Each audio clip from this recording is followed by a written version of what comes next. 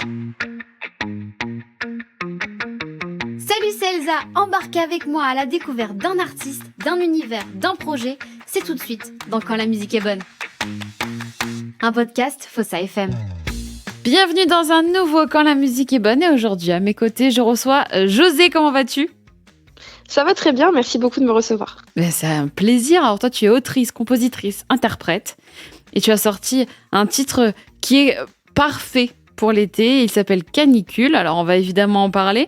Mais avant ça, j'aime commencer chaque émission avec une question. Quel est ton premier souvenir lié à la musique dont tu te souviens ? Alors mon tout premier souvenir, je crois que je suis assez jeune, précisément en CE1. Et je sors de ma maison discrètement pour pas que mes parents m'entendent parce que j'ai remarqué que quand je chantais, ma voix était plutôt pas moche. Et donc j'avais besoin de tester ça dehors. Donc je me revois sur la terrasse de ma maison d'enfance, de mémoire chanter sur un Disney et me dire « Oh, c'est joli !» Voilà. Mais ils t'entendaient forcément même de dehors. Oui, possiblement. Après, ils s'en sont vite rendus compte parce que j'ai commencé à faire des spectacles, enfin vraiment des trucs d'enfants quand tu as besoin de danser, de chanter, etc. Mais c'est marrant parce que je me souviens assez bien de ce moment précis où tu te dis, tu sais pas trop quoi en faire, mais intérieurement, tu te dis, bah moi, quand je chante, c'est plutôt joli. Ouais. Et voilà, tu comprends que c'est un truc qui va du coup te suivre un peu toute ta vie, quoi. Et alors qu'il y en a, quand ils chantent, c'est vraiment un calvaire. Hein. Oui, il paraît. La musique, ça a toujours été quelque chose de très important dans ta vie ? Oui, complètement. Je pense que ça fait partie de moi et j'ai pas, j'ai pas commencé à développer la musique parce que on m'a fait jouer d'un instrument ou parce que j'ai intégré un conservatoire. C'est plutôt assez naturellement quand j'écoutais des choses à la radio ou chez moi, je faisais des harmonies, des voix doubles. Enfin, je pense que c'est une oreille que j'ai eu la chance d'avoir dès toute petite et elle me quitte pas. Donc c'est vrai que la musique, ça m'accompagne dans les très bons moments comme les moments les plus difficiles. C'est un peu mon guide quoi qu'il arrive, quoi. C'est ma valeur sûre, on va dire. Ton doudou. Complètement. Et tu intègres une chorale, il me semble. À quel âge tu intègres ? Vers 8 ans, je pense, c'est marrant parce que j'en ai reparlé récemment à ma mère qui me disait, on t'entendait tout le temps chanter dans ta chambre sur des trucs et tout. Donc, je pense qu'elle a voulu aussi me faire plaisir. Donc, j'ai fait 2-3 ans de chorale. Alors, c'est vraiment les chorales d'enfants. J'aimais bien, j'ai des bons souvenirs. Voilà, j'attendais qu'une chose, c'était être. Il y a toujours des rôles lead sur des chansons, donc j'étais très contente quand j'arrivais à les obtenir. Mais du coup, voilà, c'est des bons souvenirs, qui sont un petit peu loin maintenant, mais d'une chorale. Alors, c'est horrible, j'ai oublié la ville exacte. Je sais que c'est dans le 91 et je me demande si c'était pas à Évry. Voilà. Mais en plus de la musique, il me semble que tu as aussi une passion aussi pour le théâtre. Oui, j'aime beaucoup. Alors, j'aime beaucoup le cinéma. Après, le théâtre, c'est pareil. C'est ma mère qui m'y a mise assez jeune parce que j'avais une timidité assez forte. Et voilà, j'étais très timide, très sensible. Et elle s'est dit que ça allait m'ouvrir un peu, me décoincer. Donc, c'était à peu près la même période que la chorale. J'avais aussi le théâtre. Et j'en ai refait avec mon père un petit peu plus tard, ado. Alors, c'est marrant, mais j'ai le souvenir je crois que j'aimais pas trop ça quand même. Ça m'apportait beaucoup, mais ça me terrorisait autant. Et j'ai appris à plus apprécier finalement en grandissant et même en réalisant mes propres clips et en y jouant certains personnages dedans, etc. Là, j'ai vraiment pris goût et voilà, j'adore le cinéma et parfois ma prochaine chanson, j'en parlerai, mais elle s'appelle Oscar. Et c'est pas pour rien en fait. Je pense que j'ai cette passion chanson, musique, mais j'ai un autre petit rêve d'acting, de comédienne, un peu refoulé, quoi. Voilà. Et toi qui es autrice, est-ce que le fait d'avoir fait du théâtre, d'avoir, j'imagine, joué des textes qu'on connaît plus ou moins tous, ça aide ? Est-ce qu'il y a des formulations ou des choses, forcément, quand on les lit ou quand on les dit, n'ont pas la même résonance ? Est-ce que ça t'a permis aussi de t'aider sur ce genre-là ou pas du tout ? Alors c'est possible, je crois que je m'en rends pas compte, je ne m'en rends pas forcément compte, je me dis pas, «Ah tiens ça, tu fais ça parce que tu as fait du théâtre». Mais c'est des feedbacks, des retours qu'on m'a fait notamment, enfin je travaille aussi dans l'événementiel, dans un cabaret et il y a ce truc-là de devoir surjouer, de devoir vraiment plaisanter avec le public et d'être dans un registre parfois presque un peu burlesque et finalement je me sens vraiment comme un poisson dans l'eau. Enfin pour moi, c'est très facile de faire ça et très amusant et voilà, on m'a fait remarquer, voilà, que j'avais un bon acting, de scène, qui est pas forcément utilisé tout le temps quand on est artiste parce qu'on a besoin aussi de rester soi-même et très authentique, de pas surinterpréter. Mais bon voilà, moi je trouve ça cool. Ouais, finalement, tu arrives en faisant un peu de burlesque à mêler et la musique et l'acting, c'est pas mal. Exactement, oui, oui. Et côté instrument, c'est le piano qui est ton allié. À quel âge est-ce que tu as commencé? Parce que je crois que tu as appris toute seule. Oui, j'ai commencé hyper tard. En fait, j'ai commencé à 26 ou 27 ans. Parce que j'écrivais beaucoup, bah, j'écrivais des textes, j'écrivais beaucoup, mais c'était, je me sentais, bah, forcément très nue parce que quand il faut poser une mélodie, une top line, du coup, je les entendais dans ma tête, mais j'avais pas la possibilité, voilà, d'avoir un instrument pour m'accompagner. Et j'ai fait une rencontre à cette époque qui a été un petit peu décisive, une rencontre amoureuse. Et cette personne jouait du piano et du coup, voilà, j'ai un petit peu parlé de tout ça, de mon envie de m'y mettre. Et cette personne m'a dit, bah, tu sais, c'est pas trop tard, t'as une bonne oreille, tu peux apprendre assez vite. Et je pense qu'il a vu juste parce que j'avoue que même moi, je me l'explique pas trop encore. Mais j'ai acheté donc du coup un piano et j'ai appris vraiment très vite. Après, j'ai passé des heures et des heures et des heures dessus. Mais je crois que j'avais, voilà, comme une envie depuis très très jeune, peut-être une frustration aussi de ne jamais avoir fait d'instrument. Et du coup, j'ai pu maîtriser le piano. Je dirais qu'en un an, j'arrivais vraiment à m'accompagner sur à peu près tout ce que je voulais. Alors, c'est de l'accompagnement, hein, ce sera jamais des niveaux. J'ai pas du tout un niveau conservatoire de pianiste, mais en tout cas, c'est largement suffisant pour m'aider à écrire et composer. Donc voilà, je pratique autant que possible. Et avant, justement, le piano, parce que tu disais que tu écrivais beaucoup, t'en faisais quoi de ces textes? Est-ce que c'était plutôt déjà des chansons ou il y avait de tout? Non, c'était très longtemps, c'était plutôt ça ressemble à des poèmes finalement, des idées, des pensées, des choses qui riment, des poésies, des textes pas structurés comme une chanson. Et de mémoire, je pense que je les écrivais dans un carnet, dans mon téléphone.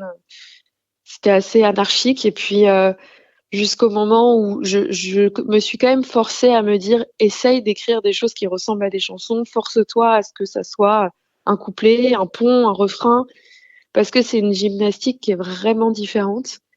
Et c'est très compliqué, honnêtement, d'arrêter de penser la musique, enfin d'arrêter d'écrire comme du beau, comme un truc poétique, et plutôt d'écrire comme une chanson. C'est une approche différente parce qu'on se rend vite compte que lorsqu'on chante un texte un peu poésie, alors soit on rentre dans une niche très Vincent Delerme, Benjamin, enfin Biolay, enfin on rentre dans une niche particulière de la chanson française, mais sinon on n'est pas dans des codes très pop, très chanson, très mainstream. Donc il faut un peu retravailler oui, sa plume, quoi, pour que ça colle un petit peu plus à ce qu'on a l'habitude d'entendre, tout simplement. Est-ce que tu as des auteurs ou des autrices qui t'inspirent? J'en ai pas mal, oui. Alors, je réfléchis en même temps que je parle, pas dire de bêtises. Je pense que je suis très fascinée par la plume pardon, de Michel Berger, voilà. Ouais. Voilà, donc l'écriture de Michel Berger, je trouve ses chansons mélodiquement assez dingues. Et même dans le texte. Après, j'aime beaucoup plus récemment la plume de Zao de Zagazan. Je pense que ça fait un peu l'unanimité. Ses textes aussi, sa diction, elle est assez impressionnante. J'aime bien les auteurs aussi qui utilisent beaucoup d'images où on a l'impression de rien comprendre, mais en fait, le tout a un sens et il y a vraiment une émotion. Je pense à Christine and the Queen. Alors peut-être dans ses premiers textes ou dans ses albums sous Christine and the Queen, où je trouvais qu'il y avait une façon d'imager les textes qui était qui est super, quoi. Zazie a Voilà, fait ça après, aussi. bon, oui, c'est vrai. Ouais, Zazie, super auteur. Ah oui, carrément. Zazie. Voilà, j'aime bien finalement les plumes qui sont assez cinématiques, où on arrive facilement à se projeter et à avoir des images.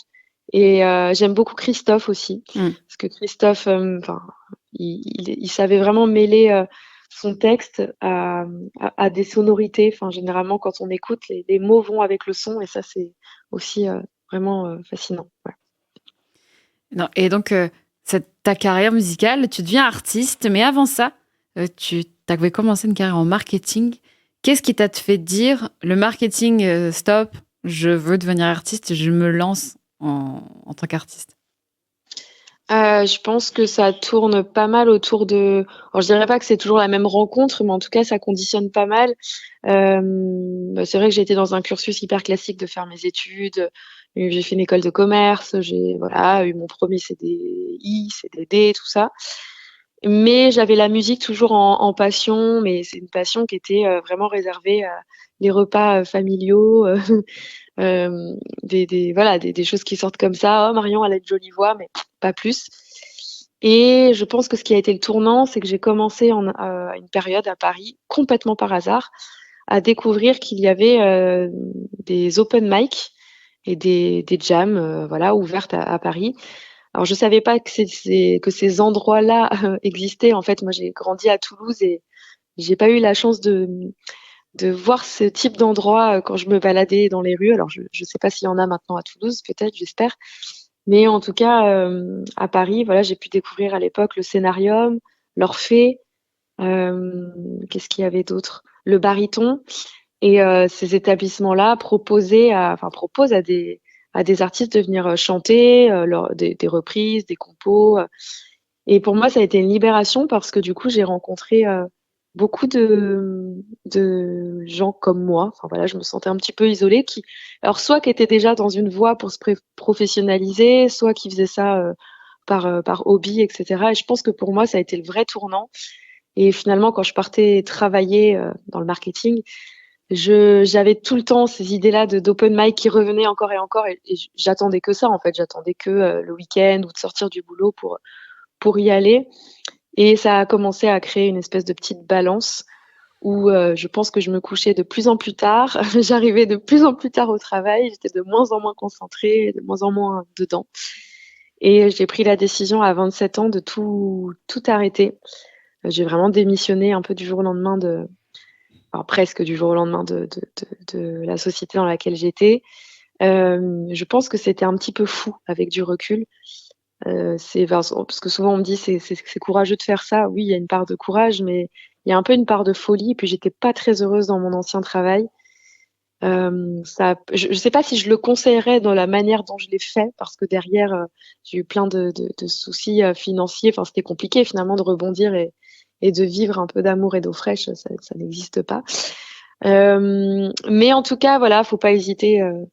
Quand on sent qu'on n'est pas en phase avec qui on doit être et qu'on ne suit pas son cœur, je crois qu'on peut pas se mentir bien longtemps.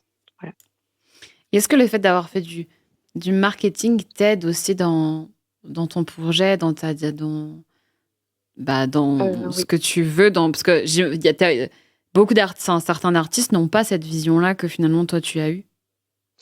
Oui, ça m'aide à 200%. Ça, c'est sûr que pour des manières même si j'aime pas trop ça, mais pour sortir un peu de moi en tant qu'artiste et de me voir un peu plus comme un produit et, euh, et de dissocier un peu Josette, me mettre à part, je dirais que c'est plus facile parce que du coup, ça me permet de mieux préparer mes sorties, de mieux accompagner mes sorties, de voir les interlocuteurs avec lesquels je pourrais travailler, des sortes de prestataires, de mieux organiser mes concerts. Il y a une vision réseaux sociaux aussi que j'ai peut-être chopée un peu plus facilement. Après, bon, ça, je pense que c'est aussi générationnel. Donc oui, j'ai des codes marketing qui m'aident beaucoup, bien sûr. D'ailleurs, pourquoi avoir choisi ce nom de scène, José? Parce que ça s'écrit J majuscule O Z Oui. majuscule ET.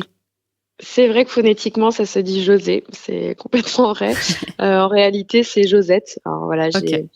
C'est mon deuxième prénom, c'est le prénom de ma grand-mère. Il y a eu un moment dans ma vie où j'ai eu besoin de dissocier Marion Clavy parce que je continue parallèlement quelques missions en, en directrice artistique, en booking, et je suis aussi chanteuse vraiment dans l'événementiel. Donc, je fais des événements privés, mariages, restaurants, etc. Et dans cette sphère-là, je suis plutôt connue sous Marion Clavier. Et ça se rapporte pas du tout finalement à mon côté artistique et à mes compos. Et je trouvais, alors voilà, après c'est libre à chacun, mais je trouvais que ça faisait pas bon ménage de mélanger toute cette carrière-là événementielle avec vraiment le côté artiste. Donc c'était il y a à peu près 2 ans. J'ai scindé tout ça et j'ai décidé d'utiliser Josette uniquement pour mes compos. Voilà. Et c'est le prénom de ma grand-mère. J'avoue que j'ai pas une signification particulière là-dessus, si ce n'est que je l'ai très peu connue et que pour moi, je l'ai toujours perçue comme une force ou quelqu'un qui m'accompagne. Bon, après, c'est très spirituel tout ça, mais voilà, comme quelqu'un qui m'apporte de l'énergie, de la force et de la confiance. Et c'est exactement ce dont j'ai besoin pour mes projets. Donc, Josette, c'est parfait. Voilà. En tout cas, de l'énergie, t'en as eu parce qu'en 2020, tu sors ton premier EP que tu as même autoproduit. Il s'appelle Nova. Et du coup, on est 4 ans après cette sortie-là. Quel regard est-ce que tu portes sur ce premier EP, sur ce premier projet que tu as autoproduit? Alors, c'est marrant, je porte beaucoup d'affection et presque de la tendresse parce que je sais qu'à l'époque, je comprenais pas grand-chose à tout ça. Je découvrais ce que c'était qu'une réal, qu'une prod, que travailler avec un réal, qu'est-ce que c'est que les logiciels, les Pro Tools, les Logic, ça veut dire quoi mixer une chanson, masteriser une chanson. Donc je me souviens avoir plongé vraiment dans le grand bain et je pense que ça fait partie de toute cette période où j'avais une soif d'aller vite et j'ai toujours eu la sensation d'avoir perdu du temps parce que finalement se mettre à tout ça à 27 ans, c'est tard. Surtout quand on voit maintenant, il y a des talents qui explosent à peine 18, 19, 20 ans. Donc, je pense que j'avais besoin d'aller très vite. Et donc, cet EP me fait sourire parce que je sais qu'il a été fait dans des conditions d'urgence intérieure, de vouloir absolument produire quelque chose.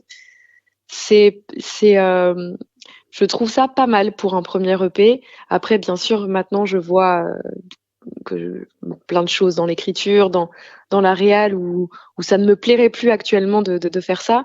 Mais voilà, j'ai plutôt de la bienveillance et j'ai pas eu de la honte, en tout cas, comme beaucoup de personnes, de leur premier projet. Voilà. Bon. Pourquoi avoir honte du premier projet?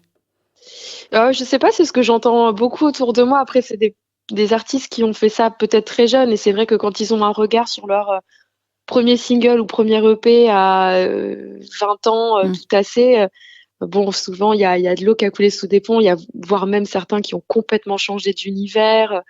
Donc voilà, j'en ai connu beaucoup qui les ont enlevés des plateformes en n'assumant plus trop. Bon, pour ma part, en tout cas pour le moment, c'est pas le cas. Nova est toujours présent et c'est sûr que c'est une plume un petit peu plus légère, c'est un peu plus variété, c'est un petit peu plus enfantin, mais ça plaît encore. J'ai encore des fois des gentils messages sur certains titres de cette EP, donc c'est cool. Voilà. En tout cas, 1 an après, tu décides d'avoir un peu plus de sonorité pop des années 80 dans tes chansons, notamment avec le titre Je t'aime en VHS. Marchons sans Walkman dans la main, je lève mon verre. Si seulement je pourrais te plaire. En 80, je t'aime en VHS. Être indépendante, ça te permet de tester des choses, des influences, de tester un peu des directions artistiques. En tout cas, j'ai cette impression-là. Oui, complètement. Ça permet vraiment d'être assez libre. C'est le côté positif de l'indépendance. Après, le côté négatif, il y en a plein. Des fois, on a aussi besoin d'être guidé, de structurer un petit peu plus les directions dans lesquelles on va. Et pour Je t'aime en VHS, de mémoire, c'était quand même une période aussi, 2020-2021, où il y a eu beaucoup de retours du rétro, du disco. Il y a eu toute cette vague-là, je sais pas, Vidéo Club, je sais plus dire en tête enfin à cette période, mais oui, bah toutes les influences aussi States avec The Weeknd, pardon. Enfin, il y a eu toute une vague un petit peu rétro, même Dua Lipa, et j'avais vraiment envie de m'amuser avec des sonorités plus synthwave. Mhm. Et voilà, et vu que je suis de nature assez nostalgique, j'aime bien parler des décennies que j'ai pas connues, ça c'est assez drôle, mais du coup, j'avais envie d'un titre, voilà, un petit peu hommage aux années 80. Et un jour, je me suis tout simplement imaginé ce que ça devait être de tomber amoureuse dans les années 80. Et je me suis rendu compte que c'est plus du tout comme maintenant, en tout cas dans la manière voilà, de se donner des rendez-vous, de flirter, etc. Et j'ai écrit du coup cette chanson Je t'aime en VHS qui est un peu, qui veut dire, bah voilà, je t'aime, mais dans une version années 80, quoi. Bon, de toute façon, toutes les chansons qu'on évoque, elles sont disponibles sur les plateformes, donc n'hésitez pas à aller Oui. les écouter. En 2023, donc tu sors ton 2e EP. Tu travailles quand même relativement vite à chaque fois, et il s'appelle Hors Champ, avec lequel tu décroches la subvention autoproduction de la SACEM. Est-ce que tu peux nous expliquer ce que c'est, même si j'imagine que c'est toujours bien, et puis au-delà de ça, c'est une reconnaissance de ton travail et de l'artiste que tu es. Oui, c'est ça. Bah, en fait, l'autosubvention SACEM, elle permet a posteriori de rembourser les frais engagés pour la production d'un EP. Donc généralement, on avance mon EP, donc c'était vraiment mes économies, puisque j'ai pas de voilà, j'ai pas de label, etc. Donc ça a été vraiment mes économies pour faire de sept titres, je crois, si je dis pas de bêtises. Et à la sortie de cette EP, je crois un ami de mémoire qui m'a dit, bah, tu veux pas demander la subvention SACEM? Alors pour moi, c'était trop tard parce que je pensais qu'il fallait la demander avant. Donc c'est bon à savoir. Vous avez, je crois, jusqu'à 3 mois après la sortie, quelque chose comme ça, pour demander en fait une subvention qui remboursera les frais engagés. J'ai fait cette demande sans trop y croire parce que je sais que c'est une commission qui a lieu tous les 3 mois. Et généralement, il y a à peu près entre 15 et 25 lauréats par commission, ce qui est assez faible par rapport à toutes les demandes. Donc voilà, je l'ai fait sans trop d'attente et du coup la surprise a été encore plus chouette puisque bah voilà, après j'ai eu l'appel donc c'est la directrice SACEM des commissions qui vient annoncer la nouvelle et bah ça fait hyper plaisir, voilà. Et est-ce qu'on t'explique, quand elle t'appelle, le pourquoi, ce qui leur a plu? Oui, alors la personne qui m'a appelée m'a dit alors, c'est un peu dommage parce qu'on peut pas trop le faire valoir par la suite, mais elle m'expliquait que j'étais lauréat de cette commission. Alors dans les faits, ça voudrait dire que je suis le coup de cœur. J'étais le coup de cœur SACEM de la commission de je sais plus si c'était avril ou mai 2023.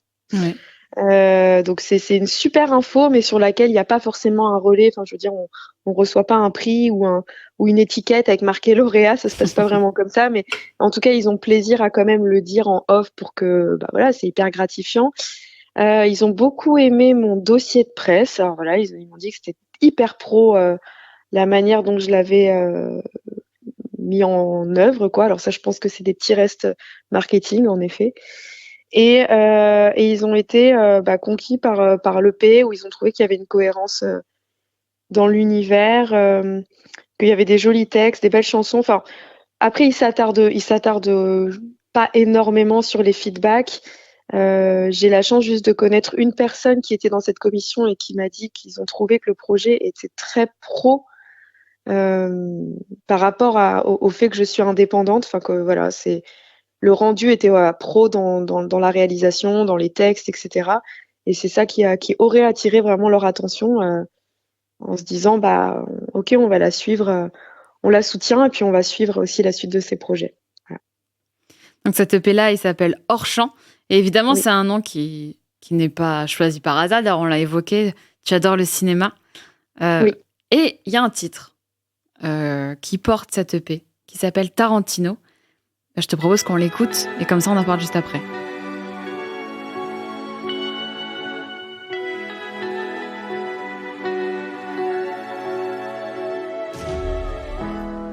polémique de me faire du bien, mais seulement le bien qui fait mal.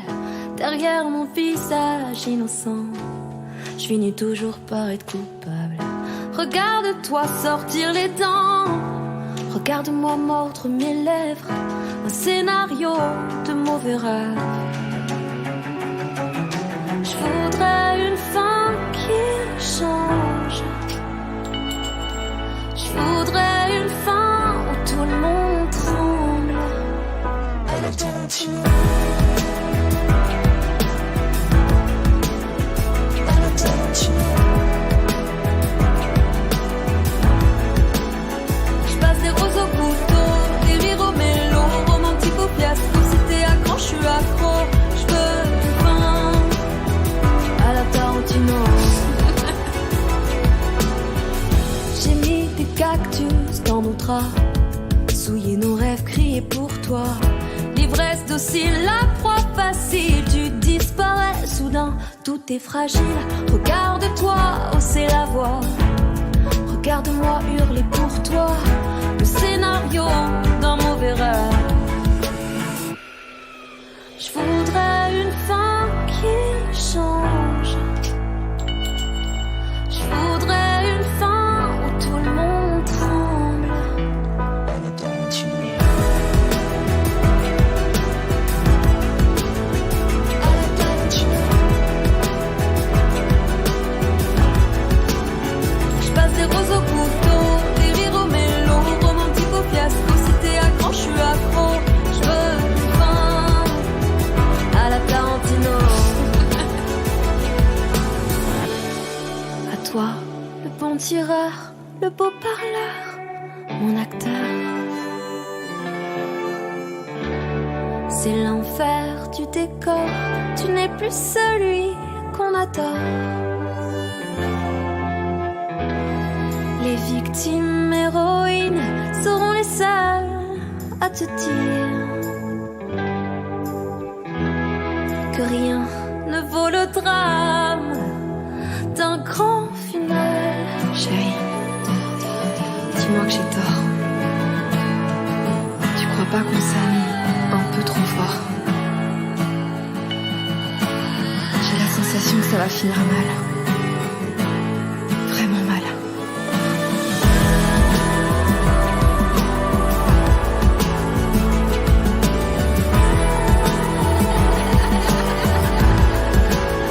Je passe des roses au couteau, des rires au mélo, romantique au fiasco.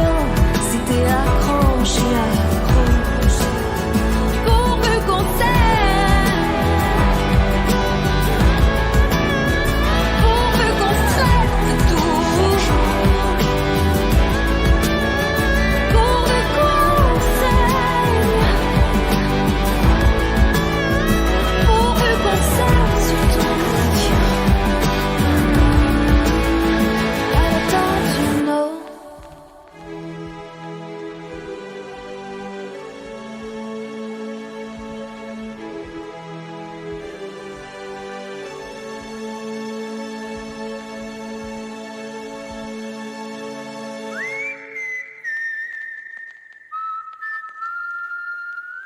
C'était le titre Tarantino de Josette qui est à mes côtés, un titre issu de ton deuxième EP qui s'appelle Hors Champ. Alors on entend un peu, je dirais même pas assez en musique, parce qu'il y a un harmonica digne d'un western sur cette chanson. Oui, c'est vrai. Bah, pour le coup, on a joué la carte à fond du western et j'ai un ami que je salue d'ailleurs, Piléo, Léo, qui est aussi un super artiste, qui m'a fait cette petite ligne d'harmonica dans Tarantino. Voilà. C'est un réalisateur que j'imagine t'affectionnes, Tarantino. Parce que Oui. il y a un clip aussi qui est associé à ce titre-là. Est-ce que tu t'es inspiré de certains de ses films pour ce clip-là? Oui, complètement. C'est vrai que c'est un réalisateur que j'aime beaucoup parce que je le trouve assez singulier et c'est des films qui m'ont toujours amusée et j'aime beaucoup la patte et la couleur Tarantino, très crescendo, où on commence presque avec des histoires lambda assez soft. Et il y a une progression dans le film qui devient de plus en plus rocambolesque. Et généralement, le final est complètement fou, voire assez violent, assez sanglant. Et c'est en fait une forme de surenchère à chaque fois dans les finales de ces films qui, moi, m'amuse beaucoup et je trouve ça bien réalisé parce que les personnages sont hyper singuliers, hyper attachants aussi. Et puis, voilà, non, c'est une façon aussi de filmer et de penser la couleur dans ces films et tout que j'aime bien. Donc, bien sûr, j'ai essayé à ma petite échelle de reproduire un clip hommage un petit peu à Tarantino. Alors, bien sûr, avec un budget de fou, j'aurais pu faire mieux, mais en tout cas, avec les moyens dont j'ai disposé, je suis très contente d'avoir pu travailler avec Elisa Groman, qui est une DA, photographe, vidéaste très talentueuse. Et en fait, c'était très cohérent parce que Elisa, elle a des univers assez oniriques. Elle fait beaucoup de retouches photos. Enfin, si vous regardez son Instagram, Elisa Groman, je pense que vous allez comprendre rapidement voilà, le talent et la patte qu'elle a. Et du coup, on s'est très vite entendu sur la réalisation de ce clip Tarantino pour qu'il y ait vraiment une couleur qui reprend un peu la colorimétrie des films de Tarantino. Et pareil, on a essayé de travailler une évolution pour que à la fin du clip, il y ait vraiment cette explosion et ce côté vraiment, ça part en live, quoi. Voilà. D'ailleurs, puisqu'on parle de clip, il y a aussi une chanson qui s'appelle Les Sanglots, qui commence avec une esthétique, en tout cas, qui m'a rappelé la série Netflix Les Demoiselles du téléphone. Ah d'accord, ok. Oui, je l'ai regardé, très sympa. Comment est-ce que tu choisis les titres qui vont être clippés? Alors Tarantino, je pense que c'était une évidence et c'était très inspirant parce que de fait, c'est un titre qui parle de cinéma, donc tout de suite ça appelle au clip. Forcément, il y a un rapport à l'image qui est hyper fort. Et après, pour être honnête, j'avais un deuxième single de cette EP à mettre en avant. J'ai longtemps hésité parce que moi, dans cette EP, j'ai une préférence qui est un autre titre qui s'appelle À l'infini. Voilà. Et puis là, j'ai été un petit peu perdue. Je me suis dit, mais sur quel titre j'ai envie de mettre un highlight, quoi, lequel j'ai envie de défendre maintenant.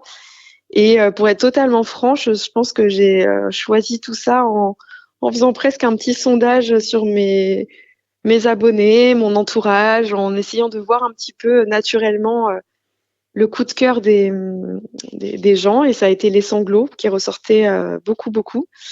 Et donc, je me suis dit, c'est parti. Alors, ça a été honnêtement un peu un casse-tête pour moi, en tout cas, pour le coup, pour me projeter sur un clip parce que j'avais pas envie de faire un clip trop mielleux, trop triste, trop variette. Enfin, c'était compliqué de trouver une image et une esthétique à mettre dessus. J'ai eu l'aide pour cela de Thomas Crescent, donc un autre réal avec qui j'ai travaillé. Et on a décidé de partir dans plutôt de rebondir sur le titre de l'EP qui s'appelle Hors champ et qui finalement met à l'honneur tout ce qui se passe hors caméra. Et pour moi, c'était important de montrer, ok, on va pas parler de Les Sanglots en tant que tel, on va parler de comment se construit et est né Les Sanglots et on va prendre ça d'un regard derrière la caméra. Qu'est-ce qui peut conduire à chanter une chanson comme ça? Quel est le vécu derrière la caméra? Et donc, on a joué sur ça. Et quand on regarde le clip Les Sanglots, on a un truc qui fait souvent sursauter les gens dans le clip. D'ailleurs, moi, ça me fait un peu rire, mais c'était pas volontaire. En fait, on a un moment où on a une actrice, une comédienne qui est en train de faire une audition, donc qui auditionne pour un rôle. Alors, on voit que c'est tourné, elle a un costume des années 40, on est dans un studio de tournage, etc. C'est totalement assumé. Et puis, bam, au bout de même pas 40 secondes de clip, on entend un stop, coupez tout, ça va pas du tout. Et en fait, ça fait sursauter parce qu'il y a le clap. Et là, on passe du côté hors champ. Donc, je sais pas comment on appelle ça dans un clip, mais il y a un moment off, quoi. On sort de la chanson complètement. D'ailleurs, il y a un dialogue à ce moment-là avec le réal qui est assez dur, quoi, assez colérique et qui dit, mais c'est pas du tout comme ça, mais on ressent rien. La chanson, elle parle de sanglots, t'es censé pleurer. Donc c'est vraiment un clin d'œil aussi à la chanson. Enfin voilà, on a réussi à trouver en tout cas un fil conducteur et une histoire à raconter autour de ça. Et honnêtement, je pense que c'est le clip. Pour moi, c'était encore plus audacieux que le clip de Tarantino à mettre en œuvre. Voilà. Et Thomas a été d'une grande aide. Et d'ailleurs, dans cette chanson, tu dis que tu gardes tes sanglots pour les jours heureux. Oui. C'est ce que tu fais? Oui, c'est ce qu'il a fallu faire. Honnêtement, mon EP, c'est un EP d'amoureuse quand même. Quand on écoute les chansons, on dit que ce qu'on écrit, il y a toujours une petite part autobiographique. Là, c'est complètement le cas, c'est assumé et c'est un EP qui est pas mal orienté autour d'une relation amoureuse qui a été compliquée. Et donc les sanglots, c'est faussement un titre triste malgré le titre où on s'attend à quelque chose de hyper triste. Quand on écoute la chanson, c'est une progression qui dit en fait stop, je ne pleurerai plus pour des choses inutiles, je ne pleurerai plus pour cette histoire d'amour. Maintenant mes sanglots, je les garde uniquement pour pleurer de joie, donc pour les jours heureux. Et bien sûr, c'est aussi un conseil indirect que je me suis donné, c'est sûr. Je t'ai pas demandé d'ailleurs comment est-ce que naissent tes chansons. Est-ce que tu commences plutôt par l'écriture ou par la composition? J'ai tendance quand même à passer un petit peu plus par l'écriture.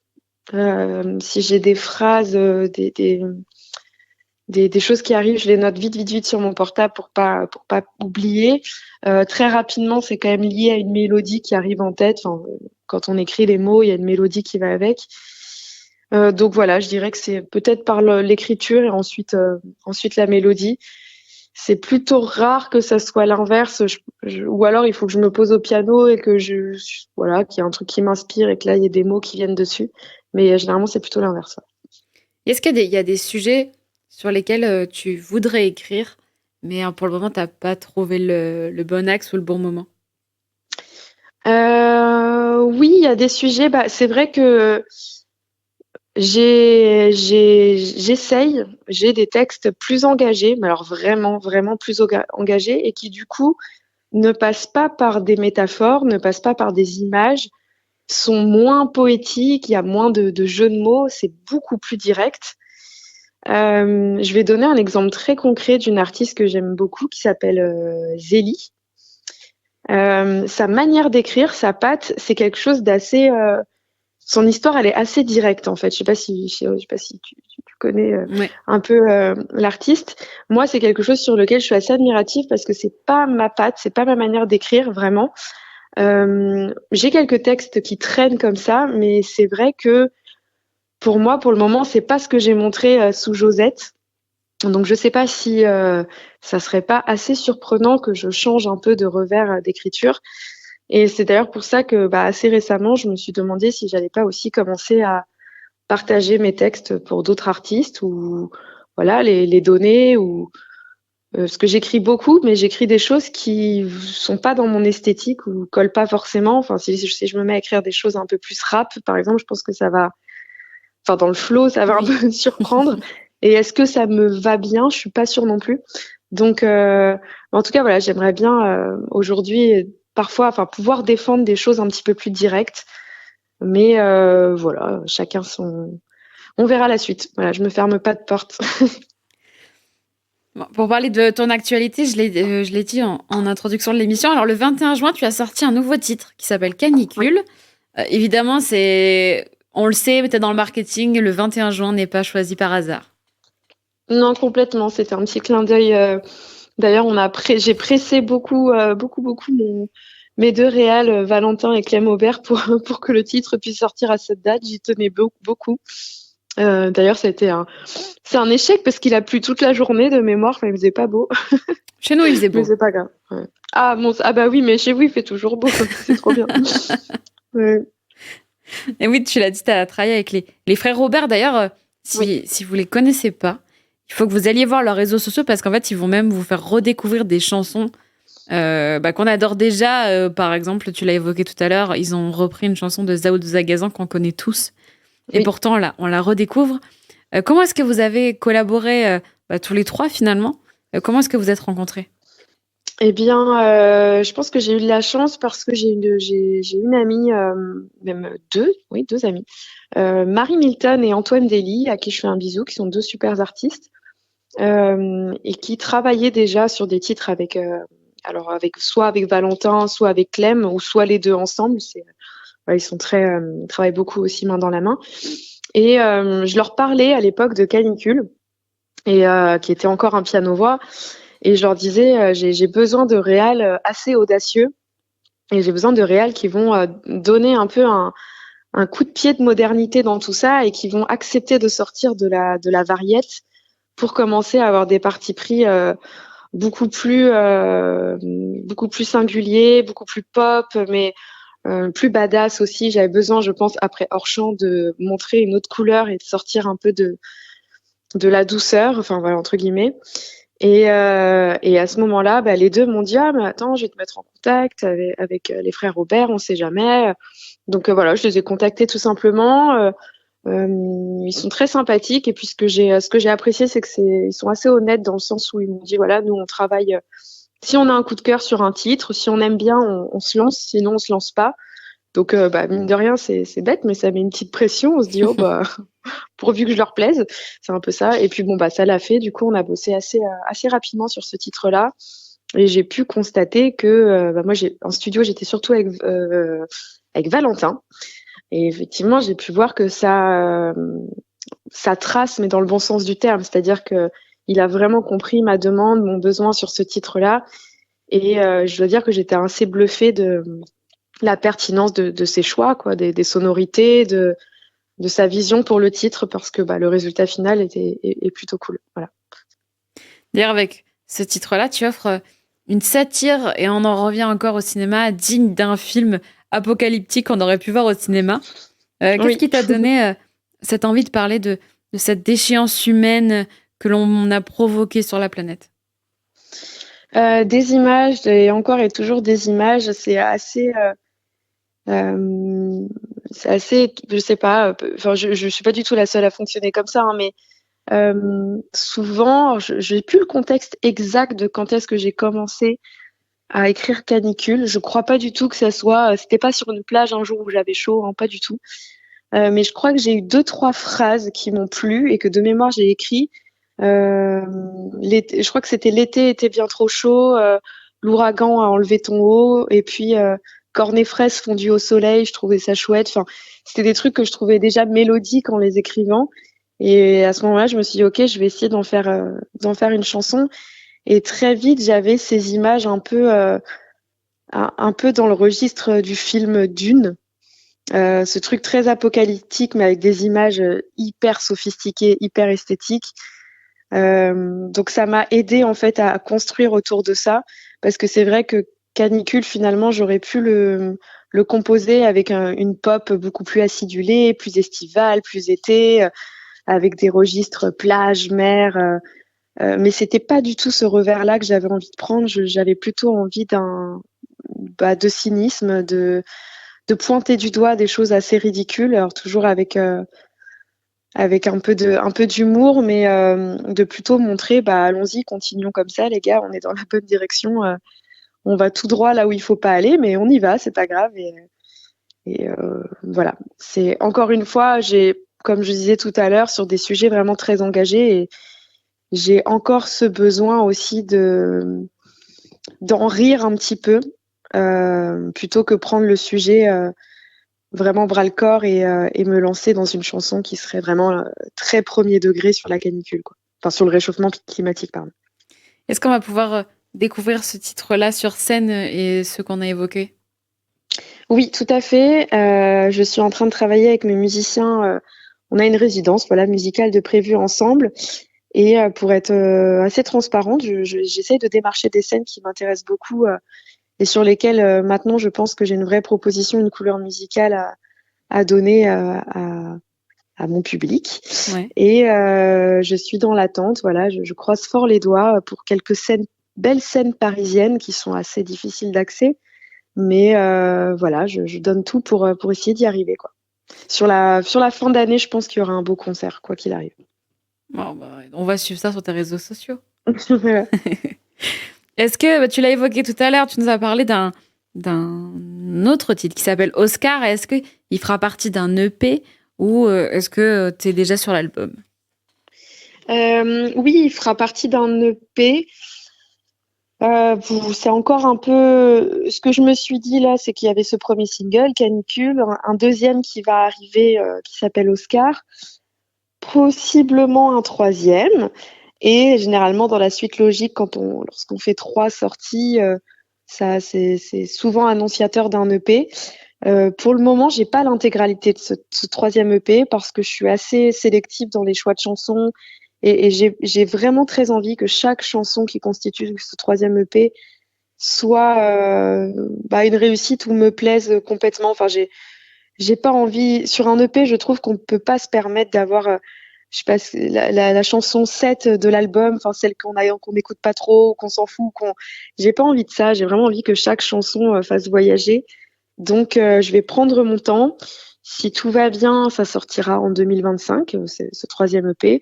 Mais pour le moment, je ne sais pas dire si c'est début 2025 ou complètement fin 2025, parce que j'ai vraiment envie que tous les titres soient au top, quoi. Voilà. C'est normal. C'est mieux. C'est l'été et l'été, on adore en général découvrir ou même redécouvrir des artistes, des chansons. Est-ce que tu aurais des propositions peut-être à intégrer dans nos playlists? Des propositions d'artistes? Ouais, artistes ou chansons qui, pour toi, sont presque des immanquables de cette année, de cet été ou des années précédentes? Oui, alors je suis pas forcément Miss Soleil sur les playlists très estivales, mais j'ai eu des coups de cœur récents. J'aime beaucoup le dernier titre.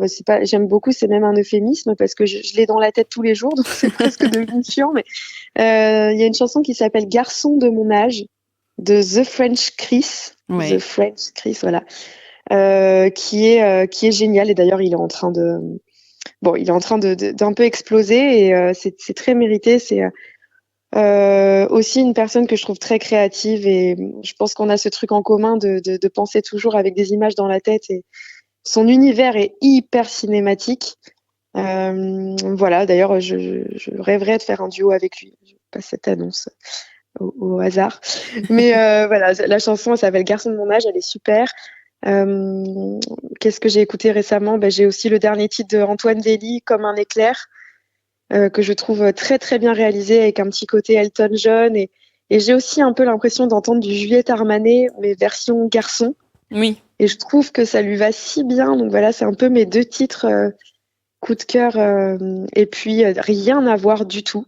Mais j'ai écouté hier Alibi, je sais pas comment ça se dit en anglais, Alibi. Ouais. Qui a un titre, alors là c'est avec les 3, on change de mood, mais ça c'est ma face cachée, moi c'est ce que j'adore aussi écouter, parce que faut pas croire, on n'écoute pas tout le temps des choses qui nous ressemblent, bien au contraire, et là c'est un trio avec Iseult, Sefdaliza et la 3e personne qui est une star brésilienne, mais je saurais plus dire le nom. Donc c'est un trio hyper badass, hyper pop indé, trip-hop, très dark. De toute façon, Iseult c'est complètement transformé là, je trouve récemment, et ses propositions. Oui. On passe dans autre chose, quoi. Et quand elle a annoncé qu'elle faisait cette collaboration avec Sefdaliza, enfin pour moi ça fait complètement son sens. C'est comme si un peu c'était son homologue aux États-Unis. Enfin voilà, ça va très très bien ensemble et le titre il est génial et il est audacieux et moi c'est ce que j'aime, les gens qui prennent aussi un peu des risques dans la musique. Voilà. Voilà, on a 3 belles découvertes ou redécouvertes à ajouter à vos playlists. Alors, avant qu'on se quitte, on a parlé de ton parcours, de tes débuts à aujourd'hui, de la sortie de ton dernier titre, du prochain même, tu nous l'as déjà évoqué. Qu'est-ce que tu diras à la Marion qui débute la chorale, si tu pouvais, ou la Marion qui chante sur sa terrasse? Je lui dirais que c'est absolument impossible de deviner tout ce qui peut arriver parce que personne te le dira, personne te l'apprendra, pas à l'école, pas les parents, en fait personne. Que je pense que juste en gardant cette petite étincelle et cette passion et ce truc où on sait qu'on a quelque chose en soi qui est précieux, rien que ça, c'est suffisant pour que le destin, en gros, t'amène vers les bonnes directions. Parce que il n'y a pas un protocole à suivre. Il y a ici, en fait, si, il y en a un que tout le monde connaît, qui est d'aller s'inscrire dans un conservatoire et vraiment le protocole musical. Et je connais ça parce que mon copain est batteur et a fait ses 15 ans de conservatoire, donc c'est un batteur professionnel, etc. Et c'est très marrant parce que je vois nos parcours qui sont tellement différents. Donc, moi, je dirais juste à la petite Marion que être autodidacte, c'est pas grave et qu'il y a toujours une manière de rebondir. Il faut juste garder la musique dans son cœur et à un moment donné, par hasard, on arrive dans une scène ouverte. On rencontre un super musicien qui dit de croire en soi. On commence à se construire un réseau et voilà, et ça va de fil en aiguille. En fait, ça grandit, ça mûrit et finalement, c'est quand même assez naturel quand on force pas les choses. Voilà. Ah, merci beaucoup, Josette, d'avoir été avec moi. Merci infiniment, Elsa. Alors évidemment, pour ne pas manquer ton actualité, rendez-vous sur tes réseaux sociaux et puis sur toutes les plateformes parce qu'on a évoqué des titres, on a évoqué des EP, il faut aller les écouter. Et surtout, ajoutez votre nouveau titre, Canicule, dans votre playlist d'été. Et puis je te propose qu'on l'écoute, parce qu'on en a beaucoup parlé. Ça marche. J'ai fait ce drôle de rêve, aux yeux regardés vers le même soleil brûlant. C'était pas irréel, dans ton regard la flamme semblait si belle. Ouch. J'ai fait ce drôle de rêve, cornes et fraises fondues au soleil. L'été était bien trop chaud, l'ouragan t'a enlevé ton mot. Les cigales chantent trop tôt, je me baigne avec des mégots, des canards sur les flots. Canicule sous ton corps, la température.